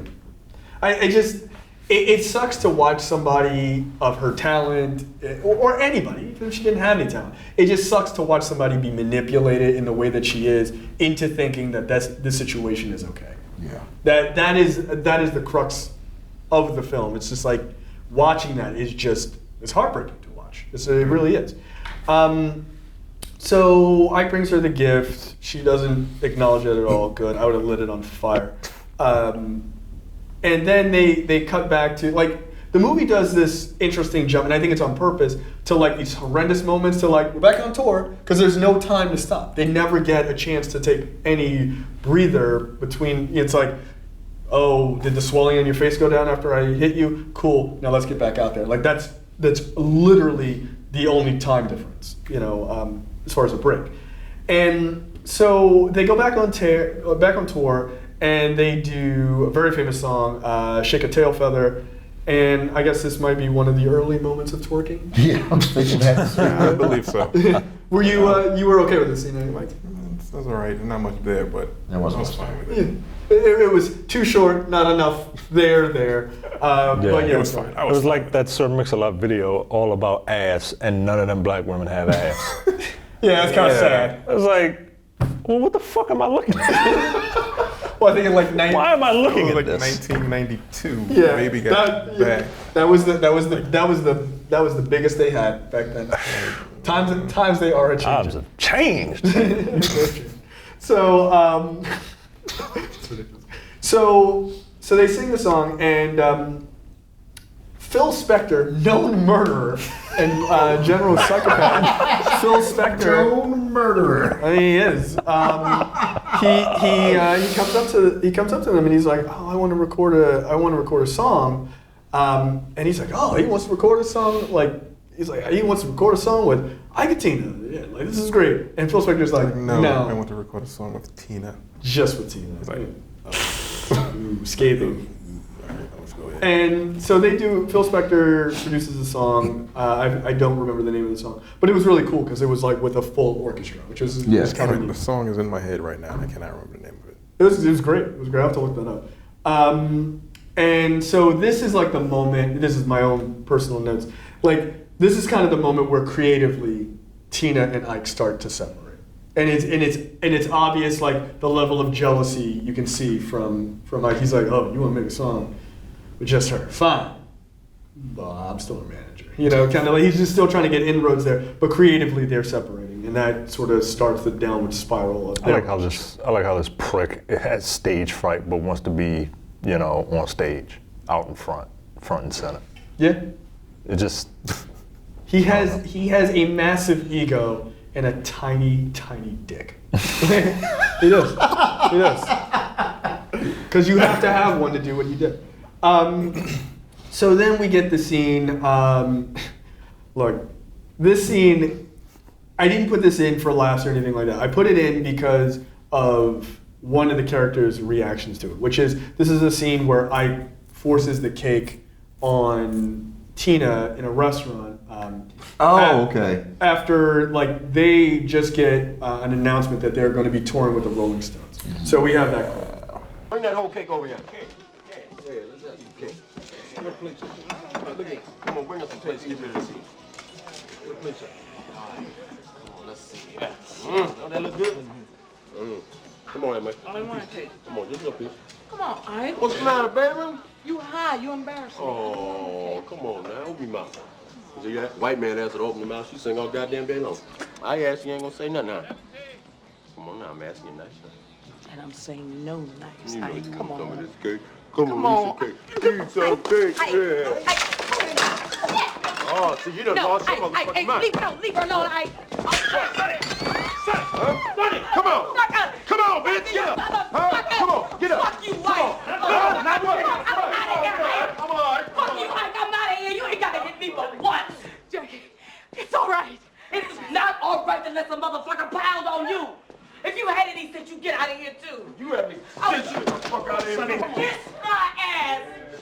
You a dead woman if you stay here. And don't let me catch you around my house either. Come on, sit down and eat some cake, Anna, man. Fuck y'all looking at? Oh, just mind your own goddamn business. Ain't somebody come in here and clean this shit up, please? God damn, Frost, this cake's good. Anna Mae, come on. This cake real good. Anna Mae, just take the cake, please. So yes, so that is the infamous scene with the cake. Just hit me but once. Like, yeah, that's right. Yeah, so Jackie, and this is the reason why I wanted the scene, and is because Jackie, her friend, was like, look, because Jackie gets smacked in the middle of all that by Ike. She's like, no, like one and done. That's it. It shouldn't be. It shouldn't And be. the fact that he did it in public in front of all these people. Because he was high. Well, Like, he's crazy. Here's the thing. While Tina mentions that there were accounts of Ike abusing her, Ike never pushed the cake in Tina's face, leading to a food fight. The scene was dramatized.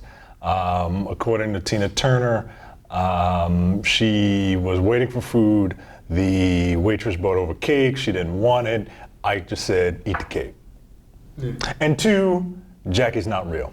Yeah, that's cool. Oh. She's not a. She's a culmination of a number of her friends. She is an amalgamation of a bunch of other women, but who were trying to be like, what are you doing? I'm glad there's more than one sane person then. right. Yeah, no, that's a good thing. Because some people are like, oh, you'll be fine. Although, did anybody else see the girl they replaced Jackie with in the background of one of the performances? I didn't really notice. You don't want to notice her. Who? Some ugly woman. I'm sorry, whoever you are, but Damn. All right. That's not nice. She played Beta Ray Bill, is what I'm saying. Jesus Christ. You're a terrible human being. You're a terrible person. That's why you went to boarding school. See, that's why you ended up in boarding school. You're a terrible person. No, You're a terrible human say being. something. That's just awful. Yeah. But the other thing about this is like that scene where he smacks the shit out of her. The guy just sitting at the table is like, well, he just didn't do anything. No, he didn't do He anything. doesn't do shit throughout the entire thing. And he's also not a real person. He's not a real person either. But he yeah, had because he was a do nothing niggas that don't beat the shit out of women. he was on Ike's side. He was on Ike's side during the trial later. He was a piece of shit. I'm glad he didn't exist because every time something fucked up started happening, he's like, herp. Well, I'm sure, like he again is an amalgamation of other characters. I'm sure Right. there is There's another probably a loser. bunch of other dudes who were just like, Yeah. I didn't see anything. But the funny thing is, look, the shoving the cake part in her face is not cool and all of that. What is hilarious about that scene is after all of that goes down, they sit back at the table and the dude is like, Anime, just take the cake, please. Like, can we just end this? Like, just eat like civilized people. like that, I couldn't help but laugh. Like that, just because he just seemed exhausted. He's like, just take the cake for the love of God, please, so we can get the hell out of here. So then we get a scene of Tina basically saying, you know what? After that cake scene, after the whole thing with Jackie, I'm grabbing my kids and I'm getting the hell out of here in the middle of the night while Ike is asleep. She calls her mom, says, hey, can I come stay with you? And her mom obviously is like, yeah. And she's like, all right. She rounds up the kids in the middle of the night and they run off, And get she on their charter specifically bus. says, don't say anything to Ike. Right. Now, in fairness, there's interesting notes about that because the movie makes it seem like the mom dimed her out. Yeah. But that's not what actually happened. Right. She didn't. Ike found her on his own. Yeah, I don't think the movie said that she did.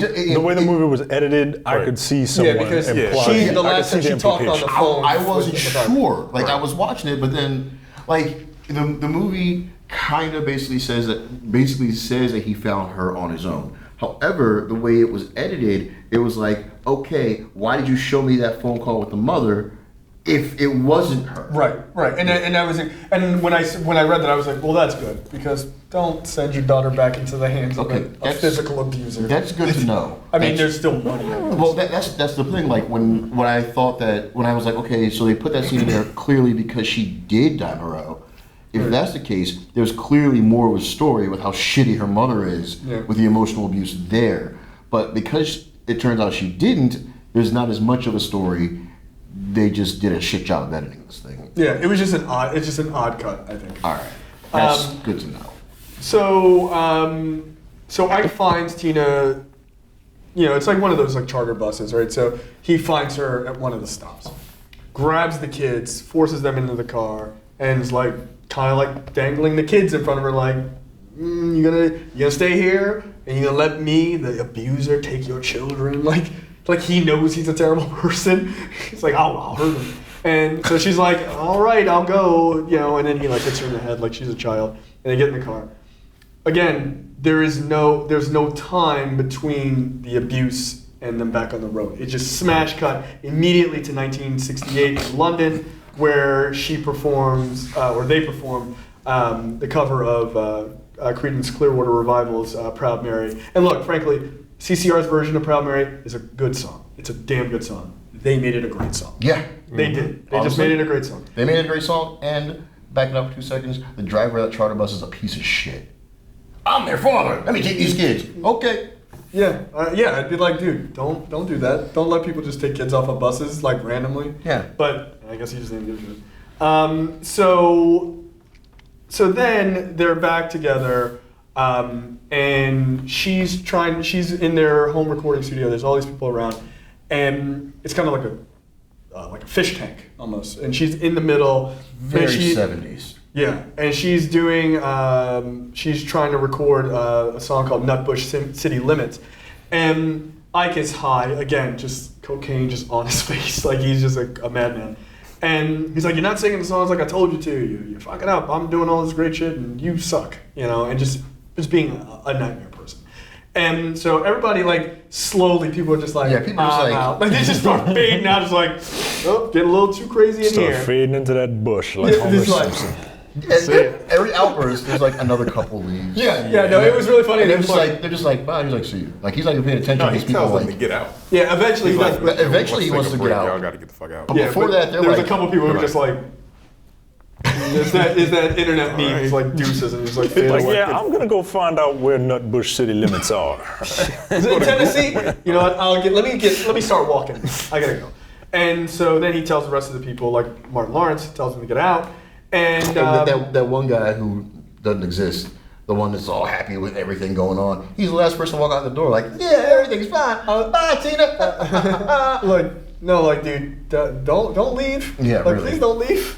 Like, this is gonna get terrible. Not that I think Ike would care if that guy was there anyway. Clearly he doesn't. And I was expecting broken fish tanks. What happened was far worse. Oh, this is easily the most horrendous moment in the movie. Oh. Easily. So I kicks everyone out, and he goes into the booth, and he just immediately hits Tina and just starts hitting her. And then he grabs her and throws her up against the wall, like clearing a space, and rapes her. Rapes her while Choking her. choke slams her. Like, she can't breathe. She's like thinking she's about to die. And then he rapes her. And it's like, you really are that small? You need to have that kind of control? Yeah, he's a small is the right term. He's a very small man. So both Ike and Tina, the real Ike and Tina, deny the scene having happened the way it did in the movie. Mm-hmm. Okay. Tina writes in her memoirs that after Ike would beat her, he would ask for sex. And then, but, he's already cultivated this air of fear about the situation that she says it felt like rape. Basically, I mean, right. Yeah, I mean, like, arguably, it is. Technically, yeah. It is. So, the scene is jarring. Like, it is jarring. And there's a reason why I did not want to clip it out. Like, it's... Yeah, we don't Like, no. Like, it's just I don't horrible. ever want to see it again. Yeah, it's just horrible. So it's so traumatic for Tina that she decides that she's going to try to overdose on pills. And this And she is ends up in the more, hospital. this is more about how powerful these performances are. Like, I never want to see that again. Yeah. No, I mean, it's horrible. So she ends up in the hospital after trying to OD, and then Jackie comes to see her in the hospital. She pretends to be her sister to get in. She basically tells her, like, look, you always have a place to come. You can come stay with me because obviously your life is horrible. So wait, it was an intentional overdose? Yeah. I didn't get that from Yeah. her. No, it definitely was because she had like I think, well, Really even did. if it wasn't, it doesn't matter. Like Yeah. at a certain point, like I get it. So then there's a scene of Tina going over to Jackie's house later on. After Tina gets out of the hospital, she goes back to her house and it's just like random people everywhere, drugs. Ike is like trying to make out with some other woman. Like they didn't even go pick her up from the hospital. It's like God damn. So then she goes to Jackie's house later on, and they're talking and hanging out, and Tina sort of breaks down and has this whole thing, and she even says, "I can't leave him because I was left," or some sort of paraphrase of that. And so then Jackie introduces her to Buddhism, and that's a big part of Tina Turner's life. And she teaches her some spiritual chanting, yada yada, and that's where things for Tina Turner start to really take a turn, like a positive turn for her. She starts to learn how to sort of find herself and calm herself in this horrible situation. And this is where Lee Daniels would have introduced her to UFC. Yes, this would be her starting to learn how to box in a very subtle way. So then you smash cut to them getting ready to do a performance in Dallas, and I forget what the situation is, but Tina backtalks Ike in front of some people, and because he's a very small man, he starts physically abusing her in the limo. And this is that whole thing about comeuppance. Like you have to have this in a movie, otherwise it's just the movie stays in the drudges. Like this was incredibly important. Tina's like, oh, well, you gonna hit me. Oh, guess what's happening now? And she kicks him in the balls, and she starts jumping on him and scratching his face.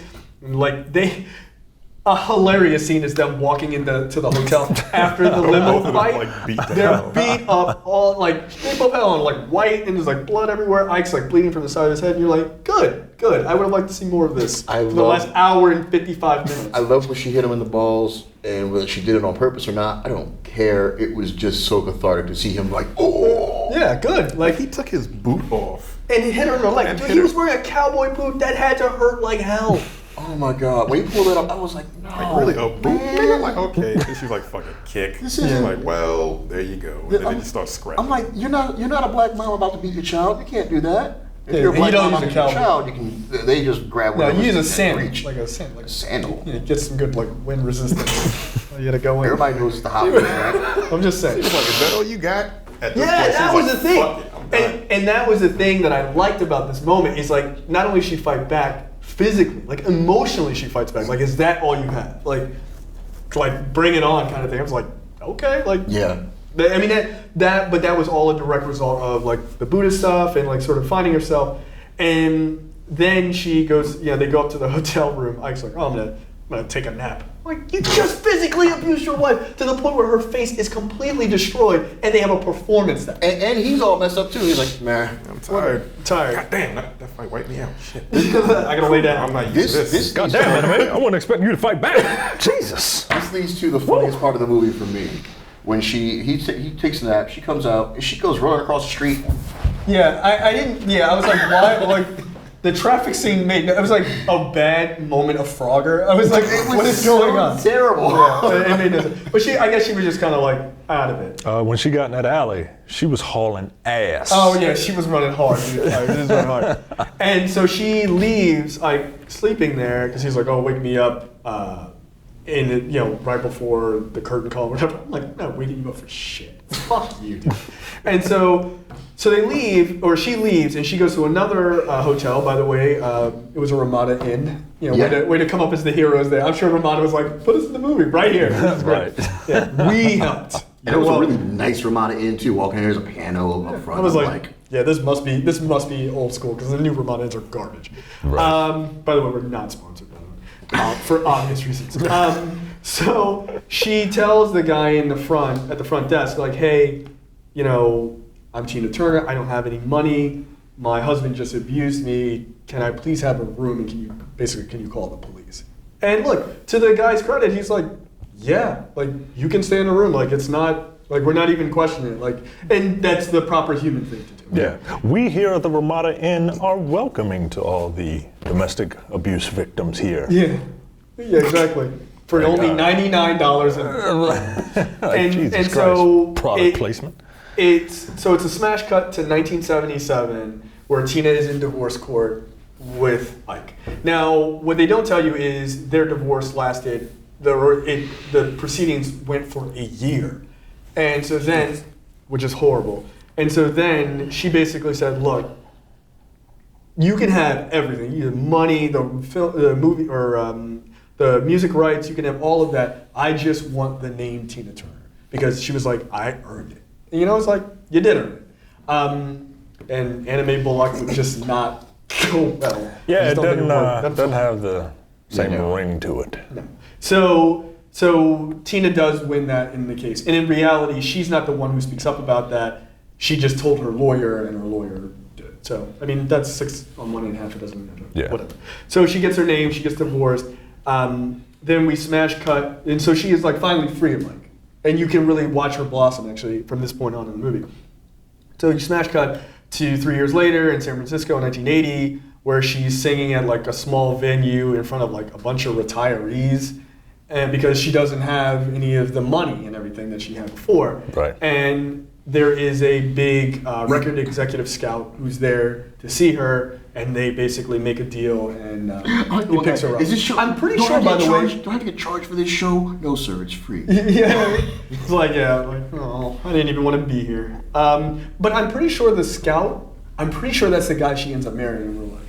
Yeah. Not like the actor, but I think that guy she married. Okay. That explains a little bit of chemistry. It seemed like there was a little bit in the movie. But I figured they probably just wanted to keep their story separate from the horrendous nonsense of this This one. way France now, right? Yeah. Oh, if ever she's there, like no longer a United States citizen. look, if ever there was a black woman who was like, I'm done with black dudes, Tina Turner has that right. She was like, I'm out. I don't trust it. I'm out. Like, no, but there's a nice guy. I don't trust it. I'm leaving the country. Look, I don't need to be in the United States. I don't need to be with black men. I'm out. I'm done. And you know, it's like, that's slightly messed up. I get it. I mean, You went through hell and high water. You can't blame her. You can't blame her, dude. I'm like, You get run, it, Tina. Run. You deserve it. Just go. And so this big media company or record company signs a contract with her. And she's like, you know, she starts to have her own band. She's like writing her own music and everything. And this is like the Tina Turner that we know in the 1980s with like that particular hairstyle. And I liked her comment. I thought it was interesting. She makes a comment of how she wants her music to be more rock than like blues and R&B like she did with Ike. So she says she wants it to be more like Mick Jagger and like the Rolling Stones and stuff like that. Which, if you look at her music, that's exactly what it was. You know, I mean, then she did that James Bond song, right? Yeah, she did GoldenEye in 90. When did GoldenEye come out? 95? No, that wasn't GoldenEye. It was what's her name? What? I thought she did. No, don't confuse Anita Baker with Tina Turner, please. Do not confuse Anita Baker with Tina Turner. I thought that was You think again. Really? Yes. I thought. Are you sure? Not Living Daylights. Like, this is the nigga that does a show about. I'm calling you out. Are you serious? Somebody James pull out your Bond. phone, please. I don't want to do it on my phone because he'll think I'm lying. Yeah, I won't think you're lying. this is so funny. I thought it was Tina Turner who did what was it? License to Kill, right? No, that is not Tina Turner. That's Anita Baker. Yes. Really? Yes, you racist. Why are you They all questioning look him? Why are you questioning him on James Bond stuff? It's like if he was questioning you on cheese. Yeah, that's true. I do know cheese. You know what? Put the phone away. You know what? Don't put it away. Don't put it away. He can keep going, and then you can verify later. Damn it. Oh my God. You know, the cheese comment, I'm like, you're right. That's what got you. I was like, that makes sense. So Ike decides that he wants to go and see Tina after all this time, after 3 years of not seeing her. And so we have that clip, so we'll roll that. What's that you got on? You smell good. Look, All right. what is this about, huh? Well, the record company trying to put me in jail. Talking about I owe them all kind of money, and I got to do something. Well, you do, Ike. I mean, you took a lot of advance money and you didn't make good on it. Yeah, well, look here, I know all that, but, see, if I could just get me another hit record, now I'd be all right. They'd get off my back and give me some slack. You know what I'm talking about? Look, I've been writing some songs. Yeah, I have, and, I wrote this one song. It's called, goddamn, I don't got the name of it. Anyway, look here, I wrote it for you. And it's got, I mean, it's a beautiful love song. It's got that real nice slow groove everybody listening to now. And, every time I hear it, it reminds me of us. I got my own band now, you know. I got my own songs. But look here, that lot of that stuff you doing now, there ain't nobody gonna buy that. I mean, maybe somebody buy it, but it ain't like you and me. I mean, when we was together, our thing was like this here. Look, I really gotta go. Just hold on a second. I got one more thing I want to say to you. Look, I've been doing a lot of thinking, and 2 minutes. all right now. Look, goddamn it, I miss you, Ann. I'm tired of this. This done gone on long enough, and I want you to come home now. I know everything between us wasn't. Look, everybody got problems, Ann. I'm trying to take care of mine, and I gave up that narcotic. I'm just. Look, I'm telling you right here and right now, I'm gonna try and do right by you this time.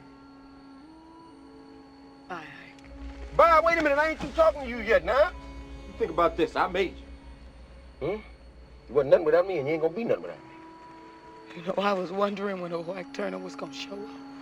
You go ahead on, do your la-di-da thing. Go ahead. Yeah, all right. Go ahead on. You ain't down to something. I'm gonna see you again, Ann. So, She did go tonight. damn it. I mean, it's right there on Google. Get out of it. If you need it.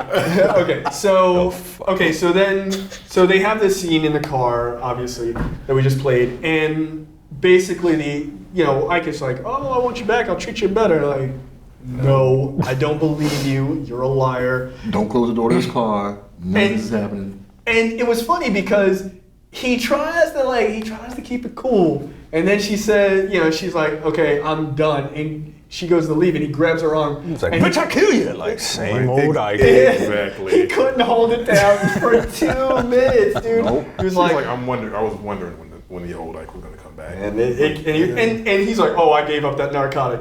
That's not what made you an asshole, dude. You were an asshole before you started using cocaine. Yeah. That just made you an asshole who was really hyper. Like, that's all that is. So then we cut to Ike Jr.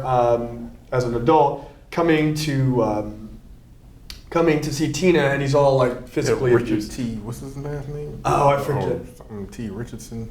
Yeah, he's Like the nigga from the Wood. from the Wood. Yeah. Okay. He's there and he's talking about how his father beat him up, and he basically said like he's gonna try to hurt you before you do this big. She's supposed to do this huge performance. I forget at which venue, but it was like her big sort of coming out. Comeback, right? And so he's like, oh, he says he's gonna hurt you and all this other stuff. So I just want you to know. So then we cut to the night of the big performance, and Ike shows up in her dressing room. So we have that clip. Thought you was gonna get away from me. Thought a nigga like me was gonna let you get away from me. You can't get away from me, and I'm in here. Now you wanna act like you don't even know me. Yeah, I know you, Ike. I know you real well, all right? All right, then. You know me so well. Tell me what I'm gonna do now.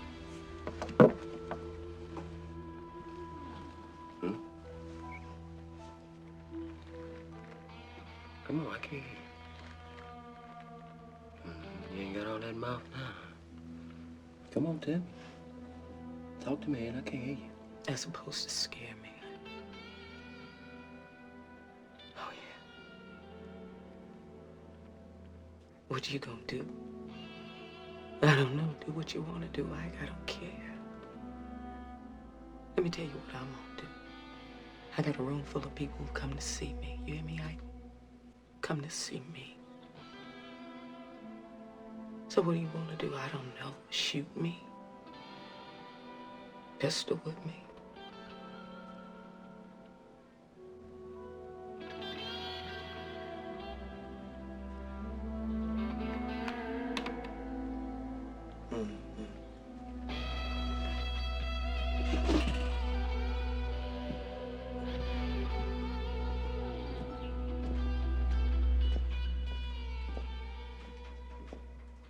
So that would, to me, was one of the best things because she was absolutely fearless. When he like pulls the gun out, she's like, "What you gonna do? You gonna shoot me? Pistol whip me? All these people are here to see me, not you." So I don't believe this for 1 second. Oh hell no! But Ike Turner, Absolutely not. in his autobiography says,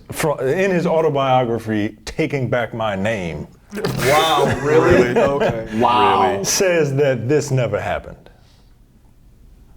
The part I don't believe is that she would just be like, "I don't really give a Yeah, fuck." just like, fuck you. But Yeah. I totally I believe, totally believe that he Ike came with a Turner gun. would come back with like some sort of pistol and try to threaten her. Yes, 100%. Absolutely. Taking Back My Name, really? Yeah. I mean, right? That's right up there with "If I Did It," the O.J. Simpson book. That's the exact thing I was thinking of. Oh my God. Ridiculous. Like, come on, man! Don't use that title. Like, it's ridiculous. It's ridiculous. So she basically, When this scene happened, when it first started, I thought it was like an imagination. Like I thought she was imagining him in the fucking mirror. Oh yeah, I see what you. Yeah, and then when he pulled the gun out, I'm like, is this nigga tripping? Like, is he really about to do this shit? And then she just walks off, and he just sits there. I'm like, oh, so he's not gonna disappear. He's actually there. it just fades. And he just sat there like a bitch. Like a Scooby-Doo And villain. he's like, oh. Yeah, true or not though, Shoot me? it was a good scene. It was No, good. it was a damn good It scene. was good damn showing good her like, whatever, you're ridiculous. You're not gonna hold this power over me. You don't have the balls to do that much. Like, you were backstage. You're gonna I go to wouldn't trust prison. him. Yeah, you're gonna go to prison. Yeah. Not Like, like you're not maybe gonna get away with it. I like her. She has the best question though. How'd you get past security? Right. Seriously. What the that was my question. Like, after I found out that it wasn't a fucking dream sequence, I'm like, why did you let this nigga pass security? Do you not know what he did for the last 30 years? Seriously. Right, exactly. Like What's it's wrong Ike, with like you it's people? Ike Turner. Like there should be a list, and the list should just be a picture of him. Don't let that guy backstage. It's like, he just hold it up. It's like you're saying, like, no, this is the guy. No, we have that at our job. Not the present Ike Turner with the fucked up ass bowl cut. Yeah, Looking like Mick Jagger and shit. yeah. I'd be like, man, no, that was just ridiculous. one large picture of him. So she then immediately goes on stage, and again, the song is absolutely perfect for the moment. She goes on stage for her big performance, and she does "What's Love Got to Do with It." And then it slips And it cuts into to actual real- footage. Real footage of her, right? Which they blended that in real smooth too. Yeah, no, it was well done. It was very well done. Any parting words? That's the end of it. I guess Any score change? Yeah, score change, or do you have a score now? I still don't have a score because I don't feel comfortable giving it a score.